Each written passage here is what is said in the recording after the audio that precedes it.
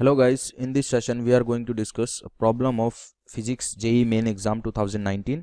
तो प्रॉब्लम हम लोगों को दी गई है कि two satellites A and B have masses m and 2m respectively.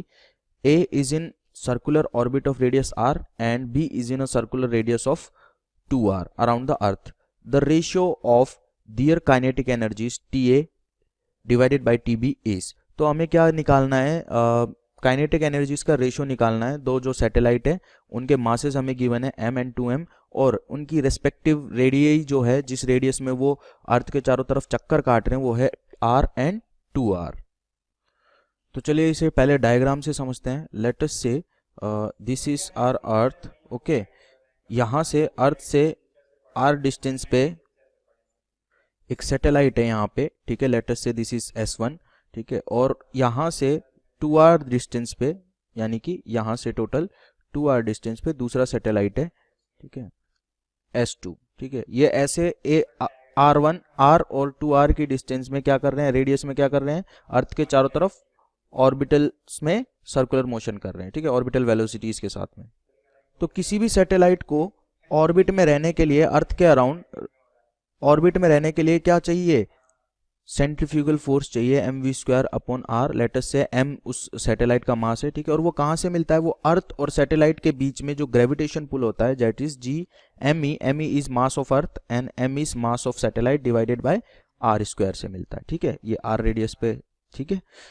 तो r से r क्या हो जाएगा, कैंसिल आउट हो जाएगा, ठीक है। और यहाँ पे m से और स्मॉल m कैंसिल आउट हो जाएगा। तो वेलोसिटी जो होगी किसी भी सैटेलाइट की ऑर्बिटल वेलोसिटी बोल सकते हैं जिसको, वो होगी √gme अपॉन r, ठीक है।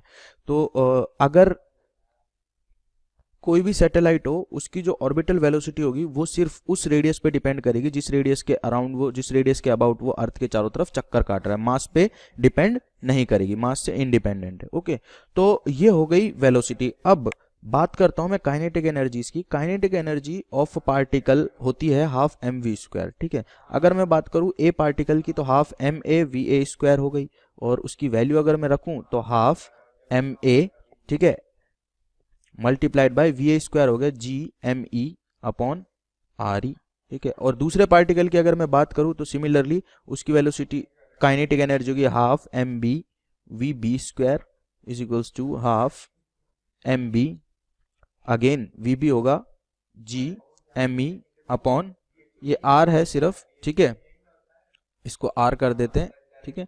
और ये होगा 2r, ठीक है, क्योंकि ये 2r में क्या कर रहा है, 2r के रेडियस में सर्कल कर रहा है, ठीक है, दूसरा वाला जो सैटेलाइट है।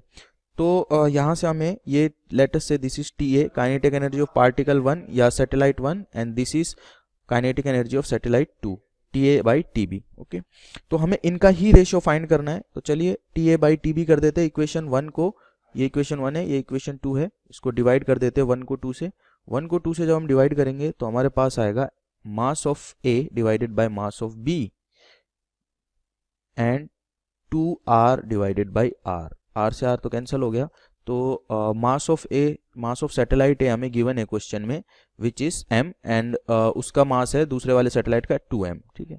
तो चलिए मास ऑफ m की, पहले वाले मास की, सैटेलाइट की मास है m और दूसरे वाले सैटेलाइट की मास है 2m, और यहाँ पे 2 से 2 कैंसिल, m से m कैंसिल, तो रेशियो आया 1। ओके, तो Ta और Tb जो होंगी वो क्या होंगी, बराबर होंगी, यानी कि kinetic energy of satellite 1 and kinetic energy of satellite 2 बराबर होगी। तो 1 is the correct answer, that is option number 3. Thank you.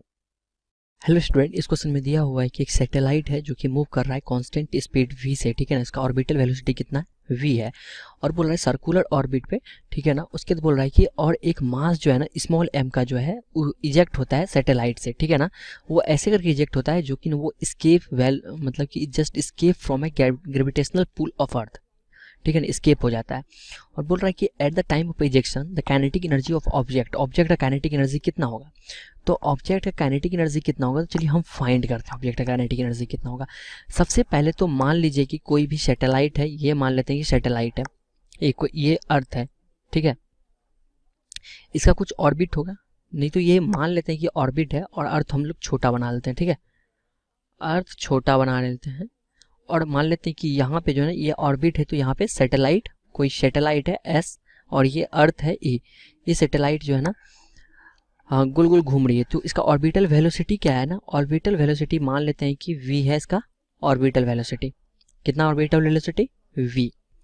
अब जब हमारे पास v ऑर्बिटल वेलोसिटी है इसका, ठीक है, और मान लेते हैं कि एस्केप वेलोसिटी जो है, एस्केप वेलोसिटी को हम ve से डिनोट करते हैं, ठीक है। अब ये बोलता है कि ये v से जा रहा था और एस्केप हो जाता है, ठीक है, यहाँ से एस्केप हो जाता है। तो हमारा अगर मान लेते हैं ये v से जा रहा था तो ऑर्बिटल वेलोसिटी कितना होता है? ऑर्बिटल वेलोसिटी इक्वल टू होता है under root of gm upon r होता है, ठीक है। और g इक्वल टू क्या होता है? स्मॉल g इक्वल टू क्या होता है? स्मॉल g इक्वल टू होता है gm अपॉन r स्क्वायर होता है, ठीक है। अगर इसको हम यहाँ पे रखें, मतलब कि g r square equal to gm है, और इसका वैल्यू को अगर हम इसमें पुट कर दे रहे हैं तो हमारे पास v का जो वैल्यू आ जाता है अंडर रूट ऑफ कितना आ जाता है? जी आर आ जाता है, ठीक है। उसके बाद इसके वेलोसिटी कितना होता है? इसके वेलोसिटी वी से डिनोट करते हैं, वो होता है under root of 2 G R, ये तो याद होगा, ठीक है।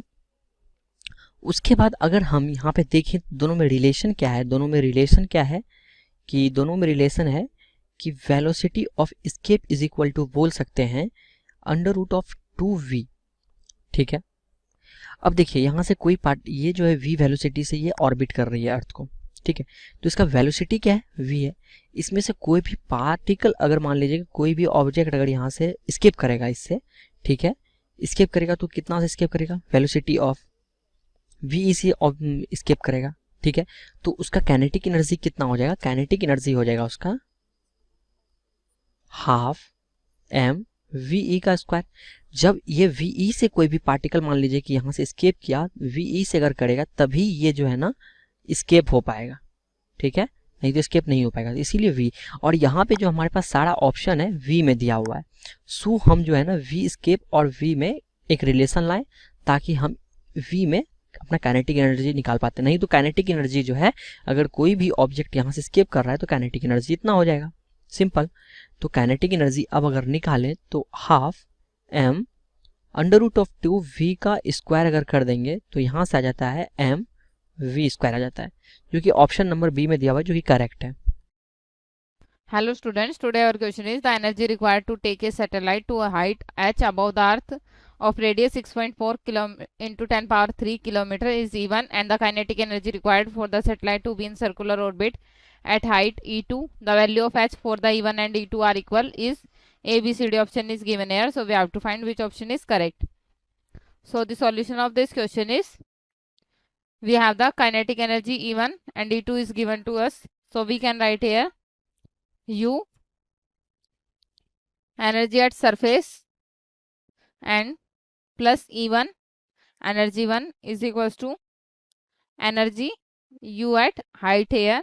So kinetic energy is 0 at earth and surface and at h height. So we can write here this is equals to minus g mass of earth into mass, and this is divided by r radius of earth plus E1 energy 1 is equals to, this is equals to u g m earth, and this is divided by m, and height is radius of earth plus height here. So from this we can say that E1 our energy 1 is equals to, if we take the common g mass of earth into m, and this will equals to 1 divided by radius of earth, and this is in minus with 1 divided by radius of earth plus h here, and from this we can write here E1 energy 1 is gm, and this is divided by here r radius of earth plus h, and this is in multiplication with h, and this is radius of height. Gravitational force is equals to, so we have the force Fg, gravitational is equals to ma, mass into acceleration of c. So this is equals to mv square, and this is divided by radius of earth plus height h here. So from this we can say that our energy 2 is equals to mv square, and this is divided by radius of earth plus h here, and on solving this, if we put the value here mv square, so we get this is equals to me, and this is divided by re, and this is h, and this is whole square here. So on solving this, we get mv square must be equals to,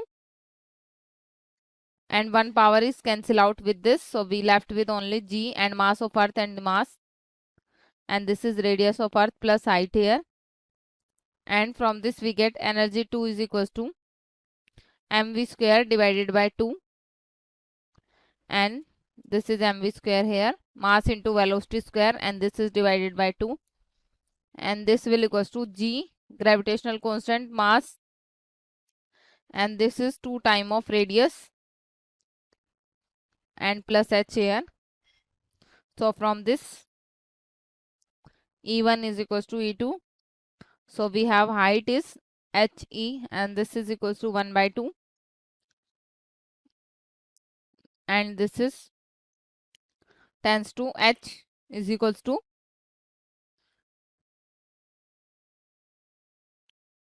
so this is 3200 kilometer, or we can write this as our H is equals to, this is 3.2 into 10 power 3 kilometer here. So this is our required answer for the question. Now we check which option is correct here. So 3.2 into 10 power 3 kilometer, so our option D is correct here. Thank you. Hello student, इस question में कह रहा है कि एक जियो stationery satellite है, ठीक है, जो कि ऑर्बिट कर रहा है अर्थ को। उसका जो है ना रेडियस जो है 36 किलोमीटर है। बोल रहा है कि तब जो है ना then the time period of the spy satellite है, ठीक है ना, स्पाई सैटेलाइट तो उसको ऑर्बिट कर रहा है few 100 kilometre above the earth surface. तो और अर्थ कितना दिया हुआ है, 64 किलोमीटर दिया हुआ, 6400 किलोमीटर दिया हुआ, तो उसका कितना होगा टाइम पीरियड। तो हम जानते हैं कि टाइम पीरियड कितना होता है। टाइम पीरियड का फार्मूला होता है, टाइम पीरियड इक्वल टू होता है 2 pi under root of R cube upon G into M होता है। और हम बोल सकते हैं कि टाइम पीरियड का फार्मूला होता है 2 pi into under root of R cube upon R square into G. ये दोनों हम फार्मूला बोल सकते हैं कि होता है, ठीक है।